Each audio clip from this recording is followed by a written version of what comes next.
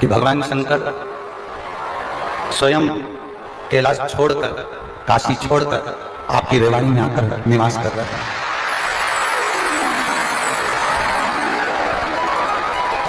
भगवान शिव स्वयं जब तक उसकी कृपा नहीं होती है, जब तक उसकी दया नहीं होती है, तब तक जीव परमात्मा की अविरल भक्ति की ओर जा ही नहीं सकता। गला पकड़ रहा, प्रेशर नहीं कर रहा।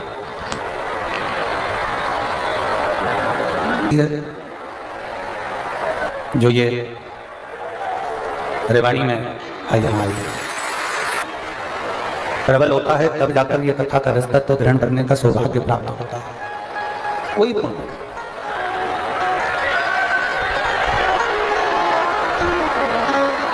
शिव कथा कर रही है, भगवान शंकर का संवाद कर रहा है, शिव महापुराण वर्णन कर रही है। 84 लाख योनियां कटने के बाद में ये मानव की जो देह है बड़ी मुश्किल से प्राप्त होती है, बहुत मुश्किल से। और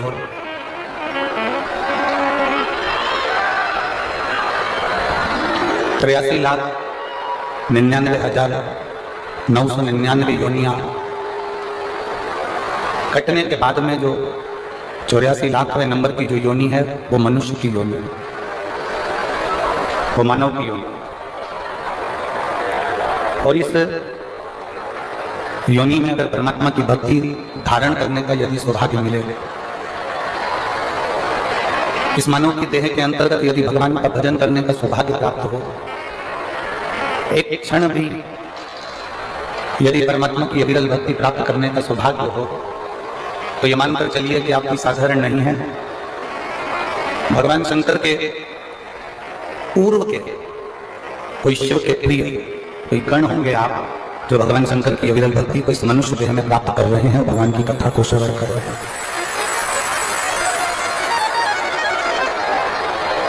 बिना प्रभु कृपा से, बिना मेरे भोलेनाथ जी की दया के, बिना मेरे शंकर की करुणा के बिना एक क्षण भी अगर कोई सत्संग की ओर जा ही नहीं सकता। देखिए, एक प्रसंग देवराज का आता है शिव महापुराण के अंदर, जिसको आपने भी कई बार श्रवण किया है, जिसको आप भी पहले सुन चुके। उस देवराज ने कोई पुण्य का कार्य नहीं करा था, कोई सत्कर्म नहीं करा था, कोई अच्छा कार्य देवराज नहीं करा था। ना उसने भजन किया, ना उसने कीर्तन किया, ना उसने मंत्र जाप किया, ना उसने नाम जाप किया, ना उसने स्मरण किया, ना कभी भगवान शंकर के मंदिर गया, ना भगवान शंकर के मंदिर में जाकर एक लोटा जल चढ़ाया। कोई पुण्य का कार्य उसने नहीं किया। शिव महापुराण की कथा एक बहुत सुंदर संवाद करती है कि आपकी अर्चना नहीं जानते, आपकी पूजन नहीं जानते, आपकी आराधना नहीं जानते, आपकी भगवान को प्रार्थना करना नहीं जानते, आप भगवान से कोई विनय करना नहीं जानते, आप भगवान को रिझाने का कोई मंत्र नहीं जानते, आप कोई तप करना नहीं जानते, आप कोई बहुत लंबे व्रत करना नहीं जानते, आप भगवान को रिझाने के लिए कोई साधना करना नहीं जानते, आप भगवान को रिझाने के लिए बहुत सारा आडंबर या बहुत सारा धन कुछ भी देना नहीं जानते। शिव पुराण कहती है उस समय पर एक बात अपनी चित्तवृत्ति में बिठाओ कि एक लोटा जल लेकर महादेव के मंदिर में जाओ। ये सारी तप साधना, सारी आराधना वो एक लोटे जल से हमें प्राप्त हो जाती है। सारी तप साधना, सारी आराधना एक लोटे जल से हमें प्राप्त हो जाता है।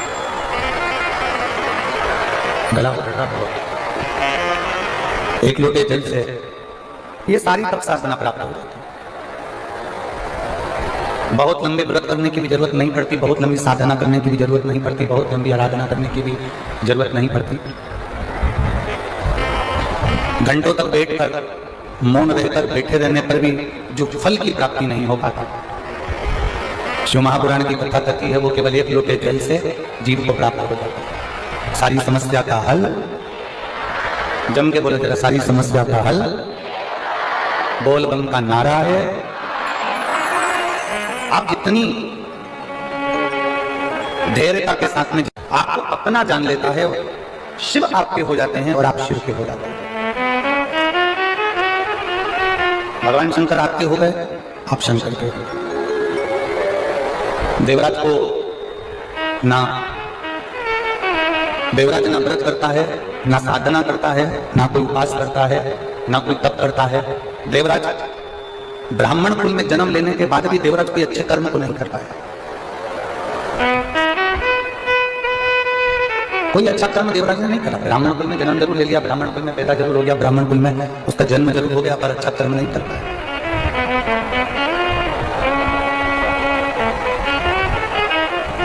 बहुत ध्यान दीजिएगा। केवल 5 दिन की कथा रेवाड़ी में मिली है।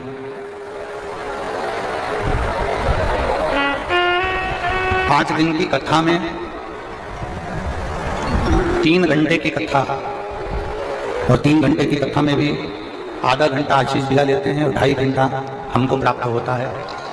वो 2.5 घंटा भी यदि आपने अपना मन लगाकर, चित्त लगाकर, हृदय लगाकर बाबा से अपने दिल की बात स्मरण कर कर यदि कह दी और बाबा को अपने दिल में बिठा लिया और बाबा के दिल में आप बैठ गए, तो ये मानकर चलना कि 5 दिन की कथा ना जाने हमारे कितने जन्मों के आनंद को करा सकती है।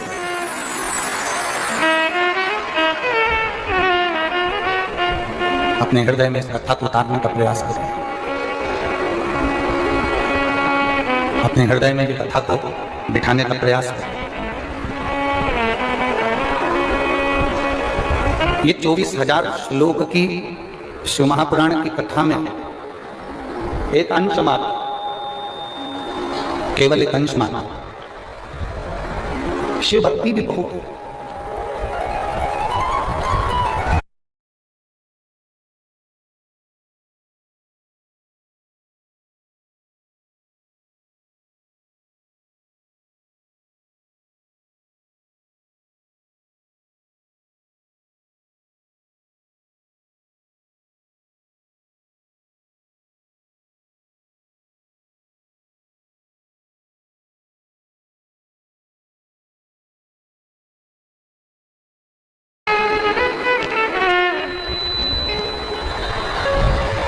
शिव तत्व की प्राप्ति हमारे भीतर, भगवान शंकर की भक्ति हमारे भीतर विराजमान। जब भगवान शिव की भक्ति हमारे भीतर विराजमान होगी तब हमें कहीं जाने की जरूरत नहीं पड़ेगी। किसी भी स्थान पर देवराज ब्राह्मण कुल में जन्म लेने के बाद भी ब्राह्मण कुल में जन्म लेने के बाद भी ब्राह्मण कर्म नहीं कर पाया। ऐसे संसार में ना जाने कितने लोग हैं जो जन्म तो ले लेते हैं पर कोई अच्छा कर्म नहीं कर पाते। सुनील जी, हम आपको साधुवाद देते हैं। रेवाड़ी में ढेरों लोग होंगे जिनके पास में करोड़ों का धन होगा, पर मेरे महादेव की कथा नहीं करवा पाए। कहीं आपके पूर्वजों का पुण्य होगा, आपके माता पिता का पुण्य होगा, जो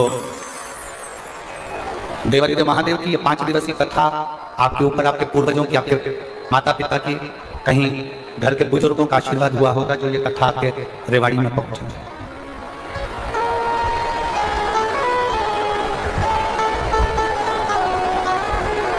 और बहुत अच्छा लगा जब भी हम कहीं कथा करने जाते हैं सुनील जी, तो कोई आपके और हमारे जीवन की होगी जो रेवाड़ी की इस पवित्र भूमि पर भगवान की अविरल कथा को हम श्रवण करने के लिए विराजमान हैं।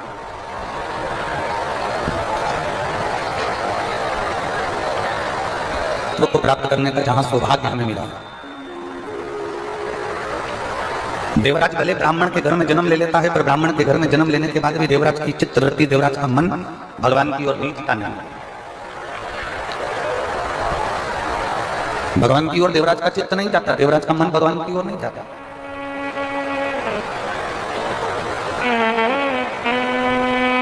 हरिद्वार गए हो गए, हरिद्वार में छोटे छोटे बच्चे एक रस्सी में एक चुंबक को बांध लेते हैं।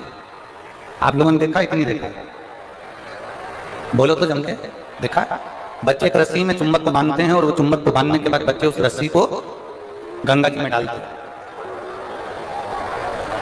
वो चुंबक गंगा जी में उसको हिला रहे हैं, उसको घुमा रहे हैं। उस चुंबक में कपड़ा नहीं चिपकता, उस चुंबक में प्लास्टिक नहीं चिपकता, उस चुंबक में लकड़ी नहीं चिपकती, उस चुंबक में एल्युमिनियम नहीं चिपकता।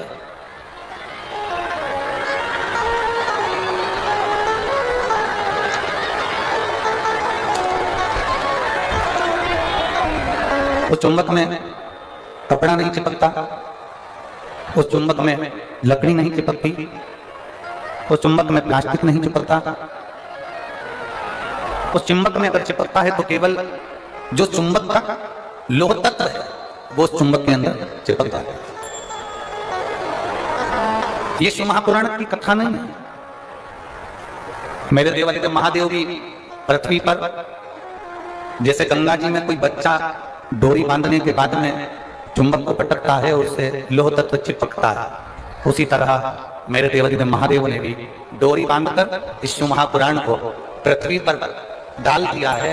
और जो शंकर भगवान के गण हैं, जो भगवान शंकर के उपासक हैं, जो शिव भक्ति को जानने वाले हैं, वो इस चुंबक से चिपक के चले जाते हैं और बाद में शंकर को होते हैं।